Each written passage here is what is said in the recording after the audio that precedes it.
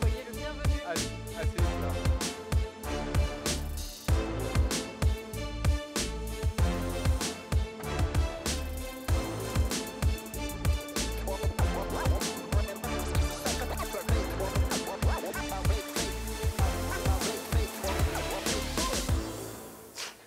Olivier Dussopt, merci de nous avoir rejoints. Alors, on en parlait il y a un instant. Le problème aujourd'hui n'est plus tant un problème de chômage de masse, comme on l'a connu depuis des décennies. Le problème, c'est de trouver des gens pour travailler aujourd'hui. Comment vous expliquez ce phénomène ?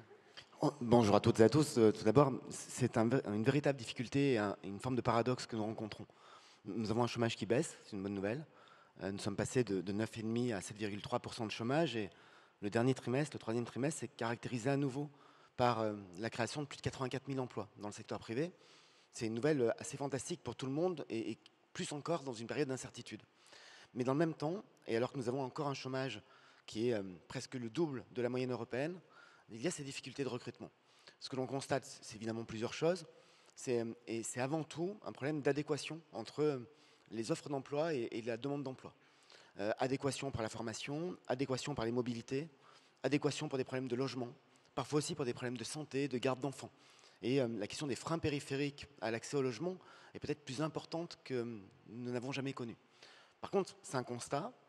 Nous avons presque 2 tiers des entreprises qui nous disent avoir des difficultés à recruter et 1 tiers d'entre elles qui nous disent que leur propre capacité de développement, leur propre capacité à répondre au marché qu'elles peuvent gagner est entravée par ces difficultés de recrutement. Donc il faut jouer sur tous les leviers, à la fois la formation, mais aussi l'incitation à la reprise d'emploi et modifier l'ensemble des règles du jeu finalement pour pouvoir avoir ce taux d'emploi qui s'améliore. Et alors, quelles mesures le gouvernement a-t-il prévu de mettre en place pour faciliter justement ce recrutement alors qu'il y a des pénuries de jobs ? Nous essayons d'actionner tous les leviers. Il y a des mesures à court terme et à long terme.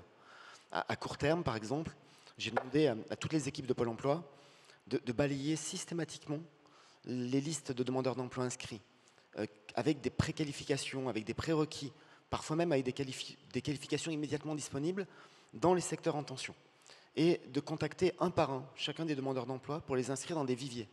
Et ces viviers, nous ne les faisons pas ni au niveau national ni au niveau régional, nous les faisons agence par agence, parce que si je vous dis demain que j'ai un vivier avec 150 000 personnes à Paris, ça n'intéresse personne. Si je vous dis que dans l'agence Pôle emploi de votre bassin, il y a un vivier avec 150 ou 200 personnes, c'est plus opérationnel et vous avez plus de facilité à trouver. Dans le même temps, nous avons mis en place un plan de réduction des tensions de recrutement depuis octobre 2021.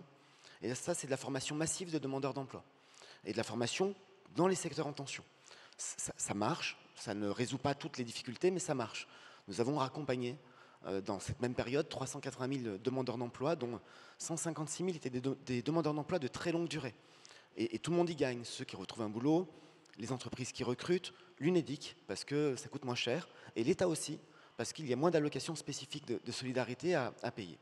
Puis il y a des choses que l'on peut faire aussi pour changer les règles. Pas plus tard qu'hier, le Sénat a adopté de manière définitive la première loi sur la réforme du marché du travail, et nous modifions les règles de l'indemnisation chômage.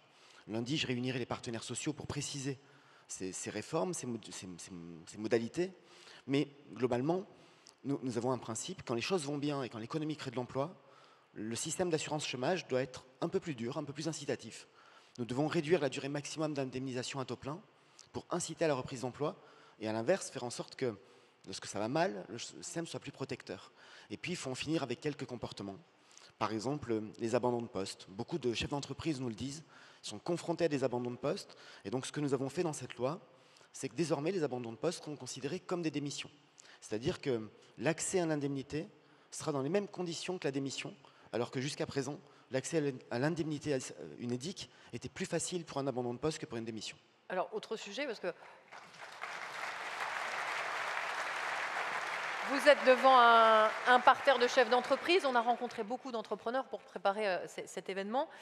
Ils nous ont parlé des intérimaires, ils nous ont parlé des CDD qui refusent des CDI à l'issue de leur contrat, des CDI qui leur sont proposés pour poursuivre l'aventure dans l'entreprise.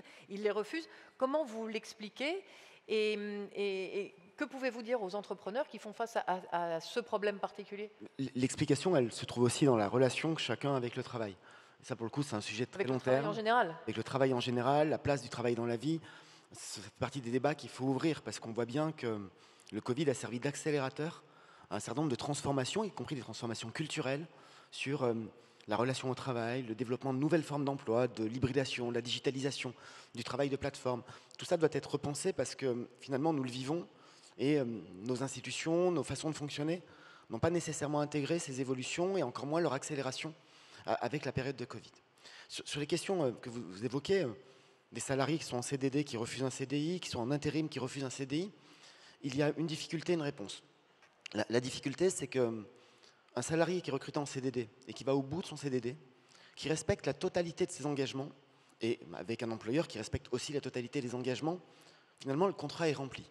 Et à mon sens, ça doit être moins sanctionné que l'abandon de poste. L'abandon de poste, c'est une rupture unilatérale qui met l'employeur devant le fait accompli.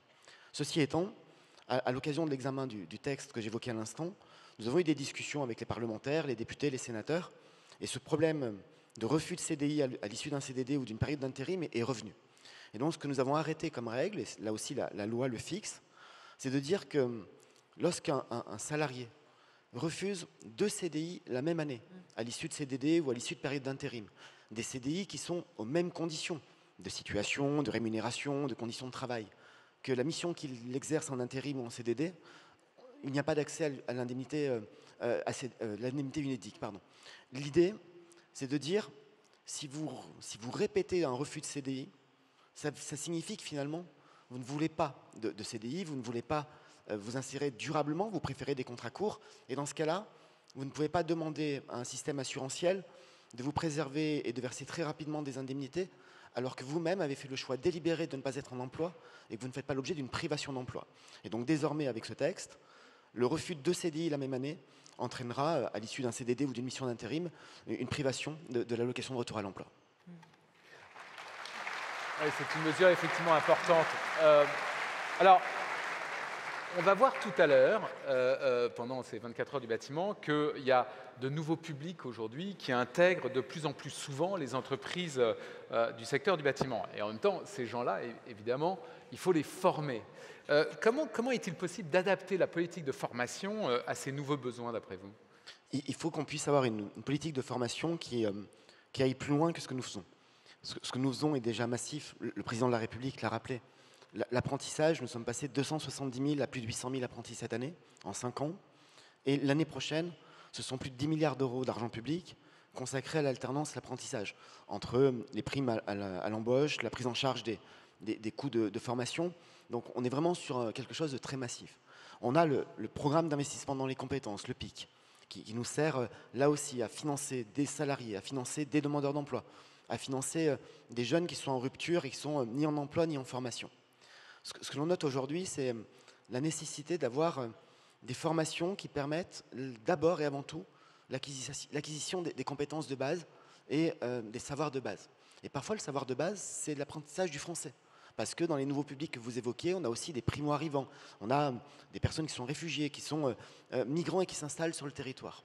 Et il y a un motif d'espoir, et ça m'amène à ces discussions avec les régions, avec les branches professionnelles, c'est que la part de celles et ceux qui suivent une formation de premier niveau, et qui, généralement, n'est pas une formation qualifiante d'un point de vue professionnel, mais avant tout une formation sur les savoirs de base, la part de ceux qui suivent cette formation de premier niveau, qui ensuite enchaînent avec une formation qualifiante, a extrêmement augmenté. En l'espace de 5 ans, c'est plus de 30% d'augmentation du nombre d'hommes et de femmes qui suivent ces formations de base pour ensuite aller vers des formations qualifiantes. Et donc, il faut qu'on puisse continuer à faire cela, et qu'on puisse aussi continuer à développer un appareil de formation, y compris de formation initiale, qui soit beaucoup plus professionnalisante. Je n'en reviens pas là aussi sur ce que le président de la République a dit, mais la réforme des lycées professionnels, c'est ça aussi. C'est faire en sorte que la voie professionnelle soit revalorisée, qu'elle soit qualifiante et qu'elle soit intégratrice d'un point de vue professionnel. Les chiffres ne sont pas bons aujourd'hui, c'est pour ça qu'il faut changer les choses. Quand on regarde le devenir, les parcours des lycéens qui sont diplômés par la voie professionnelle, au niveau du bac pro, et quand on regarde 2 ans après l'obtention du bac pro, on n'en a que 52% qui exercent un métier proche de celui pour lequel ils ont été formés. C'est un gâchis incroyable. Plus d'1 sur 2 qui décroche. Et donc, il faut qu'on puisse avoir des formations initiales qui soient qualifiantes et qui préparent au métier de demain. Il faut arrêter de former pour des métiers qui disparaissent. Et donc, il faut aussi accompagner les évolutions de l'économie. Et puis, il faut avoir une offre de formation continue qui nous permette de reconvertir, de reclasser, d'envisager de nouvelles carrières. Je prends un exemple à dessein éloigné du bâtiment. Mais dans le secteur de l'automobile, nous avons des dizaines de milliers, des centaines de milliers de mécaniciens qui sont des spécialistes du moteur thermique. Et des voitures thermiques, on en aura encore pendant 30 ans. En 2035, on arrêtera d'en vendre, mais le parc, il va durer 30 ans. Donc il faut qu'on garde une compétence thermique. Par contre, l'essentiel de la formation initiale, ça ne doit plus être de former des mécaniciens pour des moteurs thermiques. Il faut former des mécaniciens pour des moteurs électriques et à hydrogène. Ça paraît une évidence totale de le dire, sauf qu'on n'a pas encore pivoté. Et donc il faut pivoter, faire pivoter tout notre système de formation pour ça. Alors, on parle évidemment de comment faire face à ces pénuries d'emploi. Récemment, avec le ministre de l'Intérieur, vous avez affirmé vouloir faciliter l'obtention de titres de séjour pour les immigrés travaillant dans des métiers en tension, comme ceux du bâtiment. Ça va, d'après vous, ça pourrait, si évidemment le projet de loi est voté, ça pourrait concerner combien de personnes? À mon avis, c'est quelques dizaines de milliers de personnes. Mais c'est aussi et surtout une façon de regarder les choses en face. Aujourd'hui, vous avez sur notre territoire des étrangers en situation régulière ou irrégulière et qui occupent des postes pour lesquels on a du mal à recruter. Ceux qui sont en situation régulière, il n'y a pas de difficulté, il n'y a pas de problème. Ce sont des titres de séjour, ils peuvent être renouvelés. On veut faciliter le renouvellement des titres de séjour pour toutes celles et ceux qui sont là et qui ne posent aucune difficulté. On veut faire en sorte que ceux qui ont un titre de séjour pour motif professionnel et qui systématiquement, à chaque fois qu'ils changent de poste, doivent demander une autorisation administrative avant de signer le contrat de travail. On souhaite que l'autorisation de travailler soit valable pour la durée du titre de séjour. Ça fera moins de procédures dans les préfectures et plus de facilité pour ceux qui recrutent et ceux qui sont embauchés. Et puis, là où je dis qu'il faut regarder la réalité en face, c'est que nous avons aussi des hommes et des femmes qui travaillent alors qu'ils sont en situation irrégulière. Et quand on se figure la présence de travailleurs, d'étrangers en situation irrégulière, on imagine toujours que c'est du travail dissimulé. Ça peut être le cas, et parfois même, ça peut être des situations absolument dramatiques humainement. Mais très souvent, les personnes qui sont en situation irrégulière ne sont pas rentrées irrégulièrement sur le territoire. Elles sont rentrées régulièrement, et c'est leur titre de séjour qui n'a pas été renouvelé qui les a mis dans une situation irrégulière. On a une circulaire depuis 2012, qu'on appelle la circulaire Valls, qui autorise des admissions exceptionnelles au séjour. Mais ces admissions exceptionnelles au séjour sont liées à des formalités extrêmement lourdes. Nous, ce qu'on veut, avec Gérald Darmanin, c'est que ces hommes et ces femmes qui travaillent dans des métiers en tension puissent dire « je suis là depuis un certain temps », il faut arrêter la durée. Je travaille dans un métier, dans un secteur en tension, je souhaite être régularisé, qu'on puisse leur donner un titre de séjour pour vie professionnelle. Ce sont des titres de séjour de 1 an, renouvelables, et qui permettent de garantir leur présence sur le territoire et qui, en même temps, facilitent leur emploi. Ils vont faciliter l'emploi, ils vont sécuriser la situation des employeurs. Parce que vous pouvez être employeur, recruter quelqu'un qui a un titre de séjour, et si son titre de séjour tombe, vous ne savez pas nécessairement que son titre de séjour est tombé. Et vous avez quelqu'un que vous salariez légalement, mais qui est dans une situation irrégulière, dans des métiers où on a besoin de recruter. Donc, essayons de faciliter tout cela. Merci infiniment d'être venu répondre à nos questions. Merci à vous. Sur ce plateau. Merci beaucoup. Merci à la Fédération. Merci Olivier Dussopt. On demande, merci beaucoup d'avoir été Vous avec regagnez nous. votre place. On demande, alors on va continuer à parler d'intégration évidemment, et on va appeler à nos côtés, et merci de les encourager, c'est pas un exercice facile, Moussa Camara, entrepreneur et fondateur de l'association Les Déterminés, Stéphane Andrieux, dirigeant de la menuiserie des Landes dans l'Ordre, Emmanuel Hervé, président du groupe Hervé, et Adèle Aladjidi, étudiante à l'École supérieure des travaux publics. Bienvenue. Soyez les bienvenus. Installez-vous. Installez-vous. Bonjour. Ils arrivent de toutes parts. Merci d'être avec nous pour cette première table ronde de la matinée et de la journée. Alors la notion d'intégration est une valeur cardinale du secteur, hein, on l'a dit. On va voir ça de façon concrète, regardez.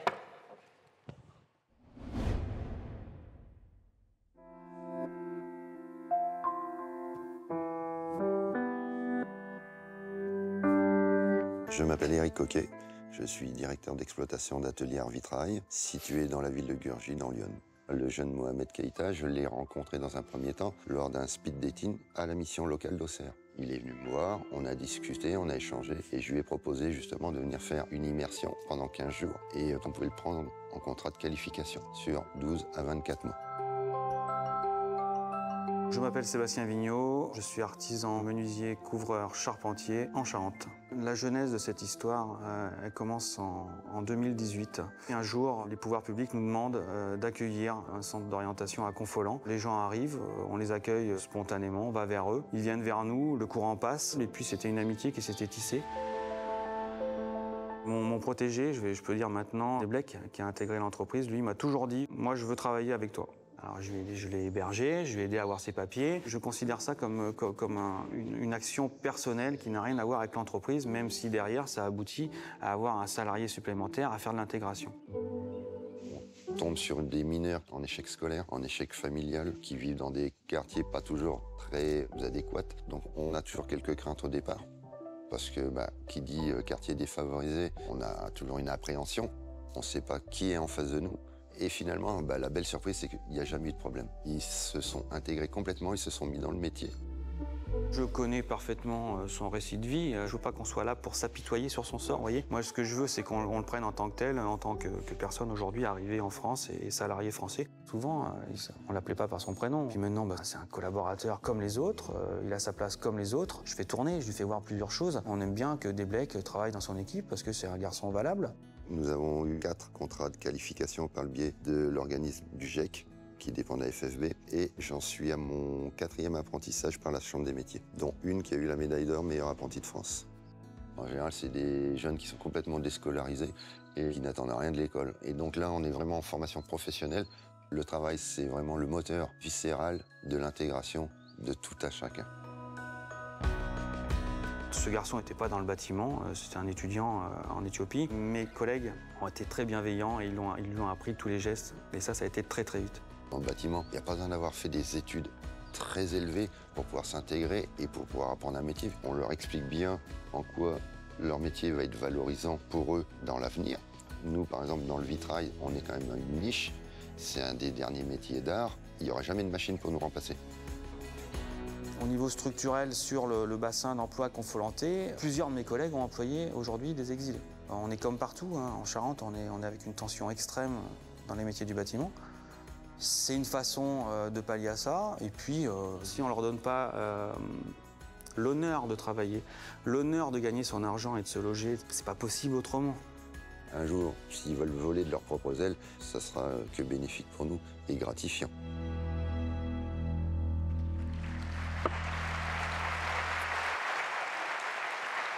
Moussa Camara, vous êtes entrepreneur, fondateur de l'association Les Déterminés. On va peut-être en dire un mot. Vous avez entendu dans le film un entrepreneur parler de l'appréhension qu'il y a parfois à embaucher des jeunes issus des quartiers difficiles. Cette appréhension, vous en avez fait l'expérience ? Déjà, bonjour à tous. Oui, en effet, sur l'extrait qui nous a été montré, la question d'intégration, de connaissances pour les entreprises, elles ont besoin d'être rassurées, comme les jeunes ont besoin d'être rassurés. C'est-à-dire aujourd'hui, en tant que chef d'entreprise, qu'on cherche à recruter des gens performants qui vont rentrer dans notre entreprise et qui vont apporter une plus-value. Et je pense qu'il faut que ça devienne la norme. Et pour ça, il faut créer de la proximité, c'est-à-dire en tant qu'entreprise, si on va avoir des gens performants, il faut prendre du temps de faire évoluer. Parce que ces jeunes, notamment dans les quartiers, ce sont des jeunes qui ont de l'envie, qui ont du potentiel, qui ont de l'énergie.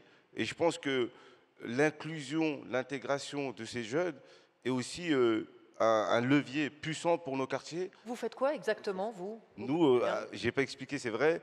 Nous, aujourd'hui, on est une organisation qu'on a créée depuis 2015. On a une ambition et pour mission de développer l'entrepreneuriat dans les quartiers et aussi l'employabilité. On accompagne des jeunes qui veulent monter des boîtes dans n'importe quel domaine. Et aussi, on accompagne aussi des entreprises qui ont des forts besoins de recrutement dans plein de secteurs d'activité, notamment le bâtiment, mais au-delà du bâtiment, il y a aussi des nouveaux métiers. Et on va chercher ces jeunes dans ces quartiers et on les prépare à l'emploi. Et l'entreprise les forme au métier et il les recrute en CDI, parcours d'évolution de carrière. Et ça marche. Pourquoi ? Parce que le temps qui est passé avec les jeunes, les collaborateurs de l'entreprise s'impliquent, forment, transmettent un métier. Et le fait de travailler ensemble, bah, finalement, ça fait tomber les a priori, ça fait tomber les barrières et ça crée une relation humaine, naturelle, entre un jeune qui a du potentiel, qui veut rentrer dans l'entreprise et des entreprises qui veulent aussi intégrer d'autres jeunes parce qu'il y a des besoins. Et tout ça, c'est de la croissance, ça crée de la croissance pour l'entreprise, ça crée de la performance et c'est gagnant-gagnant. Alors justement, Stéphane Andrieux, bonjour. Vous avez une entreprise de menuiserie en Normandie. Vous avez plus de 25 salariés et vous avez accueilli, vous aussi, un jeune Malien en apprentissage. Qu'est-ce que ça a apporté à l'entreprise ? Bonjour. Dans un premier temps, c'est un choix personnel. Ça veut dire que je suis un citoyen, je vis comme chacun d'entre nous les événements des crises migratoires récentes, en particulier avec le Mali. Et à titre personnel, mes valeurs m'invitent à prendre la décision de prendre ma part. Et c'est plus facile pour moi en tant que chef d'entreprise de dire je peux accueillir un migrant dans mon entreprise. Un rôle social, voilà, un rôle politique. Ça fait partie, c'est dans l'ADN du BTP, ça, depuis toujours. On a cette capacité à accueillir. Je décide d'y prendre ma part et d'accueillir ce jeune Malien et d'entamer ce long parcours d'intégration qui va avoir des effets sur moi, sur ma famille, et puis surtout sur mes salariés, pour les amener aussi à prendre conscience des difficultés, quelquefois tragiques, qu'ont connues ces jeunes gamins qui avaient 15 ans en arrivant, et jouer un rôle aussi, eux, pour l'intégrer dans nos métiers. Et à la fin, ça m'apporte quoi ? Ben, évidemment, ça m'apporte un salarié, mais ça m'apporte aussi une équipe qui a participé à l'intégration du jeune pour en faire un des nôtres, tout simplement. Et donc ça crée de la cohésion, en fait. Ah oui, c'est un des outils qui permet de créer de la cohésion dans nos entreprises, ça c'est sûr. Et d'où vient cette conviction, non seulement chez vous, mais quelque chose qui est assez répandu, effectivement, dans le secteur ? C'est une tradition qui fait partie des métiers de la construction. Depuis toujours, on a accueilli tous les gens d'Europe et d'ailleurs. Après, pour chacun d'entre nous, c'était des histoires personnelles.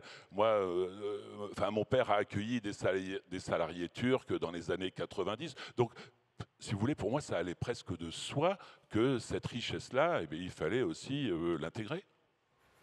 Emmanuel Hervé, vous dirigez un groupe de 3300 personnes. Des profils comme ceux qu'on vient de voir et d'évoquer, il y en a chez vous ? Peut-être une histoire un peu plus emblématique ? Oui, bien sûr. On demande à nos managers depuis plusieurs années de recruter principalement sur les qualités comportementales et non pas prioritairement sur le savoir technique ou le savoir-faire. Et dans ce cadre-là, il y a maintenant 4 ans, on a co-construit avec Thierry Marx, une association qui est sur le sport. Le chef cuisinier, un peu connu, mais qui est très impliqué sociétalement parlant. Une formation où nous allons chercher, donc on l'a co-construit avec des salariés de l'entreprise et son association. Et nous allons chercher des personnes qui n'auraient jamais répondu à nos offres d'emploi et que nous ne serions nous-mêmes jamais allés chercher. Et qui ont juste des qualité comportementale. Et en 3 mois, on fait une formation juste de base. Et derrière, on recrute en CDI. Et nous avons recruté dernièrement une personne qui vient du Népal et qui est aujourd'hui dans la maintenance multitechnique hôtelière. Et ça se passe très, très, très bien. Et pour aller plus loin sur cet aspect de l'immigration, moi, dans l'entreprise, on a fêté nos 50 ans cette année. Si je faisais, je ne l'ai pas fait, mais je prenais tous les noms qui étaient de première, deuxième, troisième, quatrième génération, qui viennent d'Italie, d'Espagne, du Portugal, du Maroc, de l'Algérie, de la Tunisie et d'autres pays, je crois qu'on aurait plus de 50% des effectifs. Et pour aller encore plus loin, pour voir l'immigration de manière très positive, parce qu'on communique tout le temps sur l'immigration négativement, ça aide aussi au développement de l'entreprise. De quelle façon ? Il y a très clairement, un de nos clients, le Club Med, nous a demandé il y a quelques années de l'accompagner sur le Maroc. On a parlé en interne dans l'entreprise. Il se trouve que des salariés français, mais dont leurs parents ou une partie de leur famille sont encore au Maroc, nous ont aidés à construire notre société aujourd'hui au Maroc. Et là, il faut savoir que l'Afrique est quand même le continent du XXIe siècle. C'est une immigration qui devient extrêmement positive et encourageante pour le développement des activités françaises. Vous faites du génie climatique et électrique. Comment vous accompagnez ces profils pour les intégrer au mieux? Ça passe par quoi? Ça passe par la formation, ça passe par du tutorat. Comment vous faites? Alors, pour toute personne qui rentre dans l'entreprise, quelle que soit son origine, systématiquement, nous mettons en place des plans d'intégration. C'est-à-dire qu'il y a la nomination d'un tuteur, un pair, un collègue de travail, qui va donner de son temps, sans aucune contrainte, pour faire réussir la personne dans son intégration, avec un suivi des formations qu'il va suivre et un bilan à 1 mois, 3 mois, 6 mois, 12 mois, 18 mois, pour s'assurer que tout se passe bien. Et c'est de l'entraide, c'est de la solidarité, des relations humaines, ce que tu évoquais tout à l'heure, et ça fonctionne très très bien. Et c'est notamment profitable pour le tuté, mais encore plus pour le tuteur, qui trouve un plaisir et une satisfaction à faire réussir quelqu'un dans son intégration dans l'entreprise. Alors le secteur du bâtiment attire, il attire des jeunes, il attire des femmes aussi, et on va parler, puisque vous êtes à la fois jeune et femme, Adèle Aladjidi, vous avez 22 ans, vous êtes parisienne, vous avez fait vos études dans un grand lycée parisien, et vous avez choisi de devenir ingénieur dans le bâtiment. Vous êtes en 3e année à l'ESTP, l'École supérieure des travaux publics, qui est une très grande école du secteur. Vous préparez les écoles d'ingénieurs. Vous aviez le choix, évidemment, entre différents secteurs d'activité, parce que vous êtes une élève brillante et curieuse. Pourquoi vous avez choisi le bâtiment, et est-ce qu'on vous a fait des remarques où vous avez vu des gens un peu qui voulaient vous freiner éventuellement? Alors déjà bonjour. Oui, donc j'ai choisi le domaine du bâtiment parce que j'ai vraiment pensé que c'était un domaine complet, qui est diversifié. Donc vraiment chaque corps de métier permet de regrouper du social, on peut trouver des sciences, on peut trouver de l'histoire, notamment dans le bâtiment, dans le patrimoine. Et c'est ça qui m'a intéressée, c'est vraiment cette diversité du domaine. Et donc je suis allée vers là. Et oui, en effet... On a essayé de vous dissuader? Non. Non, personne n'a jamais essayé de me dissuader, mais c'est vrai que ça surprend les gens en général de voir, je dirais, des femmes, et surtout jeunes. Donc oui, on m'a déjà fait des réflexions, mais c'était assez léger. Et est-ce que vous-même, vous avez eu une appréhension? Parce que, alors on ne le sait peut-être pas assez, mais dans les bureaux d'études notamment, les femmes sont très présentes depuis une dizaine d'années maintenant. Alors il y a des métiers aussi beaucoup plus techniques, beaucoup plus complexes de terrain et techniques. À quoi vous vous destinez précisément?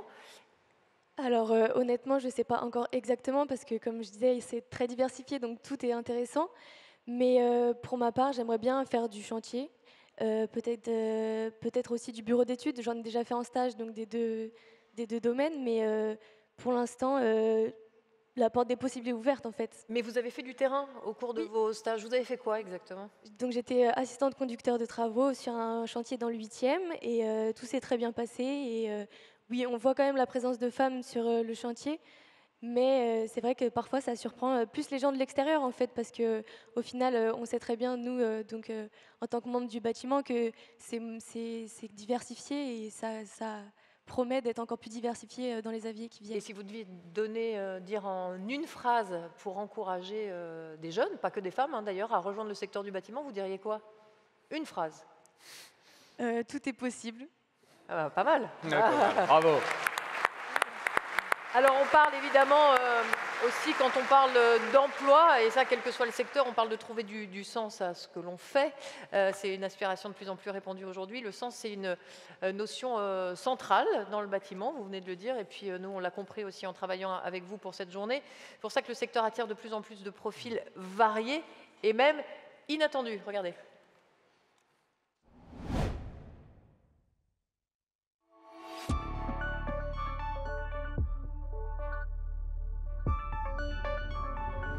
Je suis Arthur Dutertre, actuellement en brevet professionnel charpente. Sur le parcours que j'ai eu avant, évidemment, ça a pu intriguer. J'ai d'abord suivi des études de littérature et sciences politiques, puis j'ai exercé différents métiers. J'ai notamment été attaché parlementaire et j'ai travaillé pour une fondation en tant que chargé de développement. Je m'appelle Gwendoline Caron-Dubois et je suis menuisière. Après mes études, j'ai fait 2 ans en gendarme adjoint volontaire. Pourquoi la gendarmerie? Puisque j'ai un père qui est policier de base, et moi je suis moi-même sapeur-pompier volontaire. Donc cette idée d'ordre et de maintien, je connaissais et je me suis dit pourquoi pas. Quand on a fait des études de littérature et sciences politiques, évidemment, on pense qu'on va plutôt travailler derrière un bureau ou dans une bibliothèque. Puis j'ai eu l'opportunité de me diriger vers les métiers du bois et notamment de la charpente. J'ai passé un CAP en 1 an, ce qu'on peut faire quand on est en reconversion. Ça, c'était un peu court. Et du coup, j'ai décidé de poursuivre en BP charpente, ce que je suis actuellement au sein du TB, qui est l'entreprise où j'ai fait tout mon apprentissage. Passer de gendarme à menuisière, c'est plus par curiosité et envie aussi. Toute petite, j'ai toujours voulu faire ça. J'ai entamé ma reconversion pour faire mes 2 CAP et un BP en menuiserie. J'observe des similarités entre les 2 métiers, notamment l'esprit de groupe. Sur un chantier, on est plusieurs corps de métier et forcément, on ne peut pas passer soit avant l'un, soit avant l'autre. L'aspect manuel est quelque chose d'essentiel. C'est sûr que si on a du mal à mettre les mains dans le cambouis, ça va être compliqué dans le bâtiment. Quand on travaille du bois, on travaille un arbre en fait. Il y a quelque chose dans tout ce processus qui est assez fascinant et assez satisfaisant quelque part. J'avais une image du bâtiment un peu homme, un peu bourru, costaud, pas macho, mais un petit peu, et en fait, pas du tout. On s'y intègre très bien. J'ai été très bien accueilli, même si je ne suis pas du métier, même si je peux paraître un petit jeune qui ne sait pas trop où il va. La manière avec laquelle mes collègues m'ont accueilli m'a décidé à poursuivre. Le travail de menuisière m'apporte plus de confiance en moi et de fierté. Réaliser quelque chose à partir de rien, c'est vraiment satisfaisant. À la fin d'une journée, on sait ce qu'on a fait. Quand on travaille derrière un ordinateur, on peut compter le nombre de pages Word qu'on a écrites, mais de voir combien de mètres carrés on a posé, il y a quelque chose en fait d'assez grisant parfois, même si on sait tout l'effort que ça demandait de le réaliser. La menuiserie peut attirer les femmes puisque c'est un métier de précision en fait. On compte de plus en plus de femmes dans les métiers du bâtiment et je trouve que c'est bien. On est capable tout en tant qu'un homme de réaliser ces métiers et c'est important qu'on se montre et qu'on dise que oui, on sait le faire. J'ai pu faire la promotion de mon métier. On a quelques stagiaires qui sont venus notamment. On a une nouvelle apprentie qui a intégré l'entreprise. Ce que je dirais à ceux qui se posent un petit peu la question, c'est laissez pas cette petite question qui traîne dans votre tête vous tarauder. Allez voir sur les chantiers, allez rencontrer les entreprises, des métiers qui vous intéressent. Mettez les mains dans le cambouis directement. On se débrouille toujours pour trouver soit un artisan, soit une entreprise qui va pouvoir nous accueillir. Personnellement, je vais continuer à travailler sur chantier parce que je pense que c'est là qu'on apprend beaucoup. Pour évoluer, je souhaite tout d'abord améliorer mes techniques et mes connaissances, en avoir de plus en plus. Et après, on verra bien.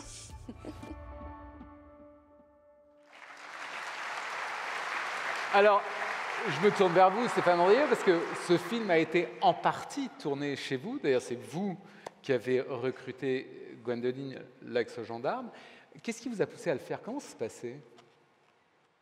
Alors, ça s'est passé, je vais essayer de faire court quand même, mais un jour, il y a un kangou bleu qui arrive juste devant la menuiserie et pour chacun d'entre nous, on a un premier frisson qui nous parcourt. Qu'ai-je fait de mal? C'est-à-dire, voilà. Et donc, l'adjudant descend et me dit, j'ai une demande un peu particulière, est-ce que vous accepteriez de prendre le gendarme qui est à côté, là, en stage chez vous? C'est assez perturbant et il m'explique rapidement, je dis oui, d'accord. Je dis oui et il m'explique... Vous dites oui, pourquoi? Parce que vous avez peur ou parce que vous avez besoin de gens? Vous êtes dit un stagiaire de plus, formidable. Non, c'est pas ça. C'est qu'il m'explique que dans le parcours à la gendarmerie, on signe pour 24 mois. Au terme des 18 mois, on doit confirmer son choix ou pas. Cette jeune femme décide de ne pas confirmer, donc la gendarmerie veille à trouver une porte de sortie rapide. Donc, on l'accueille chez nous pour un stage de découverte, comme on le ferait avec un jeune de 3e. Et au bout de 4 semaines, la conclusion, c'est que mon chef d'atelier me dit qu'elle a vraiment une intelligence de la main. Donc, il me dit, ce serait intéressant.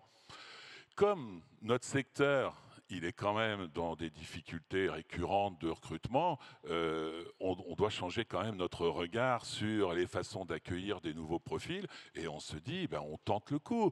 Elle a tout le bagage académique. Après, tentons notre chance pour voir si on peut en faire une menuiserie. En fait, ça vous pousse à être plus ouvert, en fait, cette problématique de pénurie. C'est-à-dire qu'il y a quelques années, peut-être que vous n'auriez pas forcément été aussi prompt à accueillir des profils différents? Oui, nécessité faisant loi, on est bien obligé d'ouvrir, d'assouplir nos règles, d'accepter d'être patient, puisqu'il faut accepter d'être patient lorsqu'on recrute quelqu'un qui n'a aucune qualification dans nos métiers professionnels. Donc ça apprend la patience d'abord. c'est ce qui est le plus difficile pour la plupart d'entre nous dans des contextes où il faudrait que tout le monde soit opérationnel immédiatement. Donc là, il faut accepter de prendre le temps d'un parcours technique et d'un accompagnement. Et donc de changer aussi la vision des choses. Elle le dit d'ailleurs, Gwendoline, c'est qu'il y a même un effet rebond. Quand Adèle dit tout à l'heure, tout est possible. Mais finalement, lorsqu'on accueille un groupe de Pôle emploi et de publics qui sont quelquefois assez éloignés dans notre entreprise, je fais en sorte qu'elles puissent quelquefois croiser Gwendoline dans l'atelier, qui, en quelques minutes, ils sont quelquefois surpris de trouver une jeune femme dans l'atelier, et elle explique un tout petit peu son parcours. Et là, on a un effet rebond qui est extraordinaire, c'est que 15 jours après, il y a une jeune femme qui me dit j'ai vu qu'il y avait une femme chez vous, je suis venu lors de la visite, est-ce que je pourrais faire un test à mon tour Oui, pourquoi pas. Et elle le dit, suite à ces échanges, le tout est possible. Ça s'est débloqué chez elle aussi en disant je peux y croire, enfin en tout cas je peux tenter ma chance. Et elle a été recrutée au mois de septembre, là, donc pour un parcours, elle a 32 ans. Mais est-ce que ça veut dire que dans le contexte actuel, ça doit finalement pousser les entrepreneurs et les chefs d'entreprise à remettre un peu en question une culture de recrutement qu'on a pu avoir pendant des années ? Disons, ça ne va pas tout à fait la remettre en question, mais ça va l'enrichir, puisqu'on est bien d'accord, ni le flux de migrants, ni les gens qui cherchent des reconversions professionnelles ne seront suffisants pour répondre à nos besoins, mais il faut absolument saisir toutes ces opportunités pour recruter. Emmanuel Hervé, vous dirigez un groupe de plus de 3000 personnes spécialisé dans le génie climatique. Alors, vous avez une organisation particulière, parce qu'Emmanuel Hervé, son entreprise est organisée en micro-unités d'une vingtaine de personnes chacune. Comment ça fonctionne? Et dans votre façon de fonctionner, comment vous recrutez, vous, Emmanuel Hervé? Moi, je recrute personne. Ce sont nos managers d'activité qui mais justement, expliquez-nous comment ça marche. Donc effectivement, nous sommes aujourd'hui ce qu'on appelle une ETI, 3300 personnes, mais d'un point de vue managérial, nous sommes en fait 220 petites entreprises entre 10 et 20 personnes, avec un manager d'activité de proximité qui va recruter et construire son équipe. Et il va monter son équipe en allant chercher des personnes qui vont rechercher aujourd'hui à pouvoir être autonomes dans l'organisation de leur travail et ne pas dépendre uniquement de la hiérarchie pour planifier leur travail. Deuxièmement, qui vont rechercher à assumer des responsabilités de A à Z, ce qui va à l'encontre justement de tout ce qui peut être l'ubérisation des tâches. Et troisièmement, des personnes qui vont chercher à travailler en coopération avec leurs collègues, leurs pairs, PAIR, et avec les clients, et qui sont donc responsables de la relation avec les clients. Et en un mot, qu'est-ce qui est le plus important pour vous? Ce qu'on appelle les soft skills, c'est-à-dire toutes ces qualités en fait, de la personne recrutée et qui pourraient convenir d'ailleurs à toutes les entreprises, ou est-ce que c'est plutôt l'excellence technique ou un peu des deux? Non, en priorité, ce que j'ai dit en préambule tout à l'heure, c'est clairement aujourd'hui, on demande depuis plus de 10 ans à nos managers d'activité de recruter sur les qualités comportementales. Parce que ça, c'est moins une formation, c'est plus une éducation. Et si vous avez des personnes qui sont motivées, rigoureuses, qui ont envie, qui ont de la motivation, qui sont curieuses, qui sont respectueuses, sincères et franches, derrière, on les recrute, quel que soit leur bagage technique. Et dans l'entreprise, avec les plans d'intégration, le tutorat, etc., on a des budgets quasi illimités pour la formation. Et ce profil-là, il est d'autant plus important, et je le dis par rapport à l'évolution de nos métiers en général, et pas que dans le secteur du bâtiment, c'est que nous sommes dans un monde où on va robotiser et informatiser absolument tout. Je ne connais même pas où on va, mais la courbe est exponentielle de l'innovation. Ouais, on va en parler tout à l'heure. Il y aura des petites surprises aussi. Alors, non, mais c'est extrêmement clair. Donc, ce que je veux dire, c'est que les soft skills font partie, en gros, aujourd'hui, des qualités qui sont requises pour pouvoir se développer dans une entreprise. Et concrètement, aujourd'hui, et c'est pour changer aussi l'image du métier du bâtiment, ça a été évoqué, nos techniciens de maintenance, nos responsables de chantier travaillent manuellement, ce qu'on appelait avant l'école bleue. Deux, avec leur tête, ils font de la gestion, des devis, des rapports d'intervention. Col blanc. On appelait les cols blancs. Et troisièmement, aujourd'hui, ils ont la relation humaine avec les clients. Et ça va être le cœur. Donc, c'est le drapeau tricolore col bleu, col blanc, col rouge. Alors, c'est très intéressant. On parle d'entreprise, on parle d'entrepreneurs, on parle aussi évidemment de profils, on vient de le dire, atypiques, d'intégration. Moussa Camara, vous êtes dirigeant d'entreprise. Vous avez aussi une association qui s'appelle, on le disait, vous avez une association qui s'appelle Les Déterminés, et on disait une association qui accompagne les jeunes issus des quartiers populaires à se lancer dans la création d'entreprises. Pourquoi vous avez créé cette association? Qu'est-ce qui vous a poussé à le faire personnellement?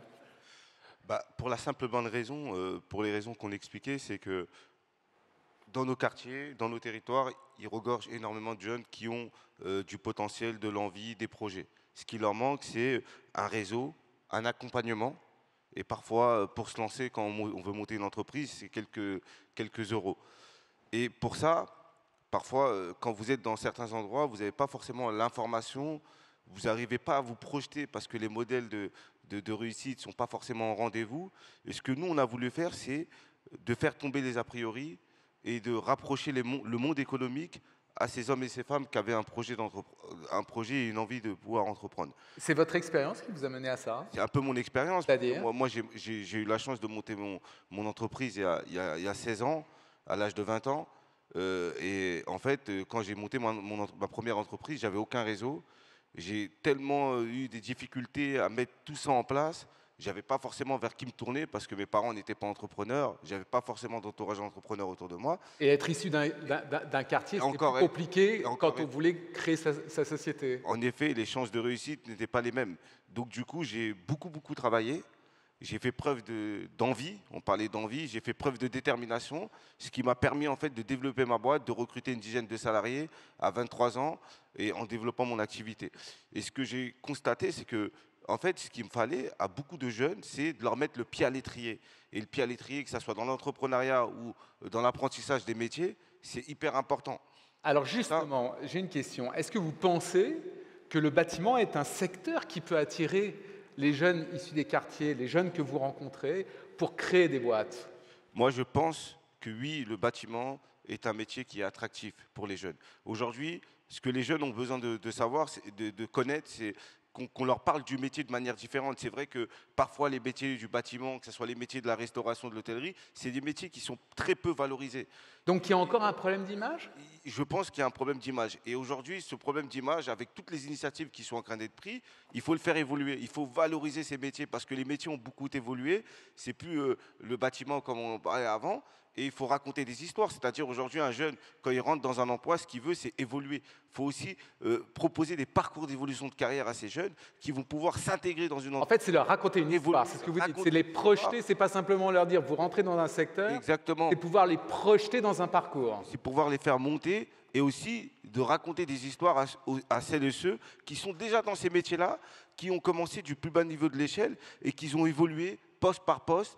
Et aujourd'hui, peut-être qui gèrent des chantiers, qui ont peut-être aujourd'hui monté des boîtes dans le bâtiment, c'est de montrer tous ces exemples. Et il y en a de plus en plus. Mais maintenant, ça, il faut faire un gros travail de proximité, d'aller à la rencontre de ces jeunes, de créer des espaces, d'aller dans les écoles, comme le président de la République l'a dit tout à l'heure. C'est aussi de permettre tous ces espaces qui vont faire en sorte que finalement, oui, dans les métiers du bâtiment, c'est des métiers d'avenir. Et il va pouvoir s'identifier. Et évidemment, la question de l'image, de la perception est très importante. Je rappelle d'ailleurs que la FFB a fait toute une campagne de communication et de promotion du secteur qui s'appelle le bâtiment des métiers qui vous construisent.